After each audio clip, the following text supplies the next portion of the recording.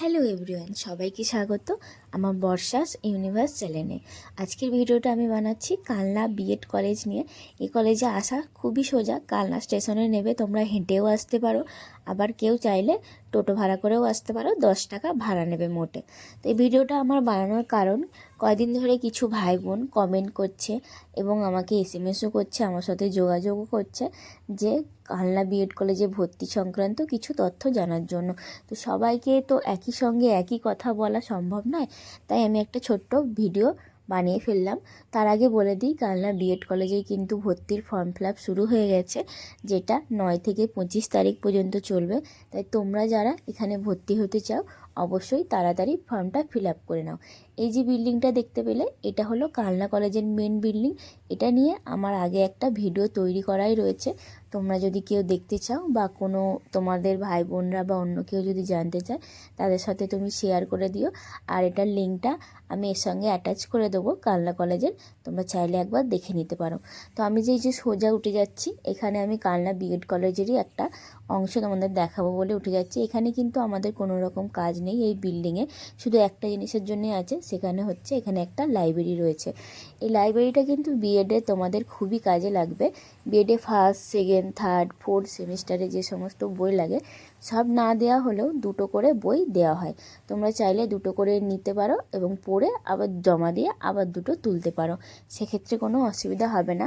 আর আমি তোমাদের বলবো অবশ্যই এখান থেকে বই তোলার কথা, কারণ বিএডের যে সমস্ত পড়াশোনা সেগুলো বই না পড়লে হয়তো তোমরা বুঝতে পারবে না। আর আমি এখান থেকে বই তুলেই পড়েছি, আমি কিন্তু একটা বইও কিনিনি। আর এর একটা স্কলার পাওয়া যায় যেখানে কোশ্চেন উত্তর পাওয়া যায়, সেটা পিডিএফে তোমাদের দিয়ে দেওয়া হবে, কিন্তু লাইব্রেরি থেকে ওটা পাওয়া যাবে না। তোমরা চাইলে ওই বইটাকে কিনে নিতে পারো। এই যে এইখানটা দেখতে পাচ্ছ এই বিল্ডিংটা, এটাই হলো আমাদের কালনা কলেজ যাওয়ার মেন বিল্ডিং, মানে বিএড কলেজের। এই যে এখানে দেখতে পাচ্ছ, এখানে একটা পোস্টার লাগানো আছে কালনা বিএড কলেজ নামে। তো এখান থেকে সোজা চলে গেলে এই হলো আমাদের কালনা বিএড কলেজের বিল্ডিং। এখানে যে ওপরের ঘরগুলো দেখছো, ভেতরে আমি যাচ্ছি না, ওপর থেকেই তোমাদের দেখিয়ে দিলাম। তো আমি বলে দিচ্ছি, ওপরের ঘরগুলো হলো সেকেন্ড সেমিস্টারে যখন তোমাদের মেথড ক্লাস শুরু হবে, যে যার মেথড তার এক একটা আলাদা আলাদা ক্লাস থাকে, সেগুলোই ওপরে রয়েছে, যেগুলো বেশি দিন ক্লাস হবে না, কারণ তোমাদের ইন্টার্নশিপ আরম্ভ হয়ে যাবে তখনই। এই যে ঘরটা দেখতে পাচ্ছ, এটা হলো সেকেন্ড ইয়ারের ক্লাস। আর এই সমস্ত যে জিনিসগুলো বানানো রয়েছে এখানে আরও ছিল, এখন হালকা হয়ে গেছে। তো এটাতে আমাদের ফাইনাল টিচিংয়ের সময় বানানো হয়েছিল। আর এই হলো ফার্স্ট ইয়ারের ক্লাস।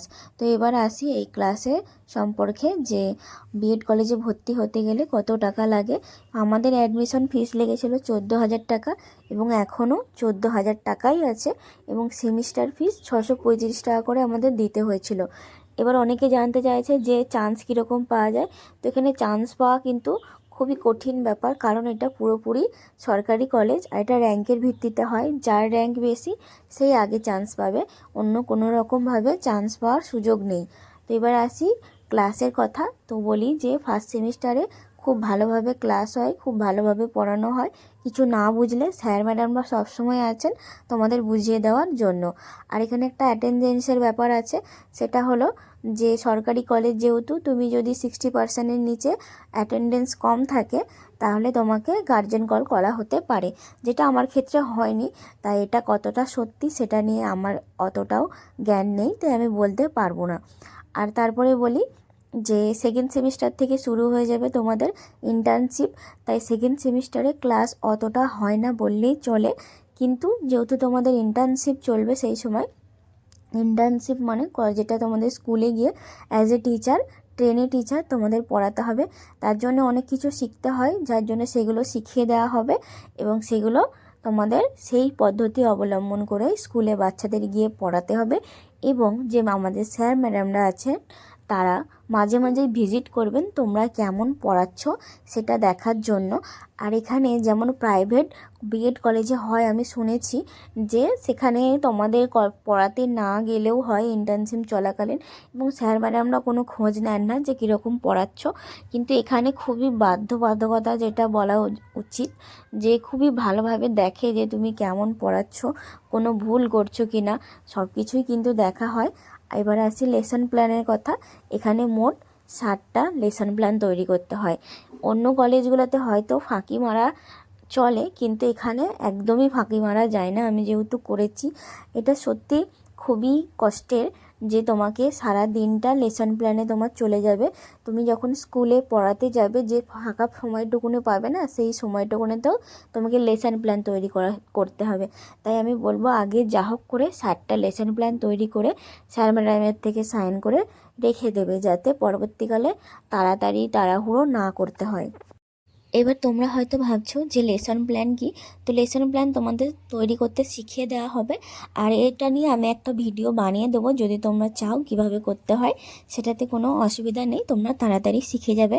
এবং টিচিংয়ের সময় একটা করে টিএলএম ব্যবহার করতে হয়, সেটাও ম্যাডামরা শিখিয়ে দেবেন। এবং আমি একটা ভিডিও দেওয়াও আছে, যদি তোমরা চাও দেখতে পারো। ওটাতে বেশি কিছু নেই, তবে কিছু অল্প পরিমাণ দেওয়া আছে, আমার কাছে আছে। আমি দরকার পড়লে পরে আবার সেগুলোকে আপলোড করে দেবো। তোমরা আমার সঙ্গে যোগাযোগ রাখবে, আমি অবশ্যই তোমাদের সাহায্য করব।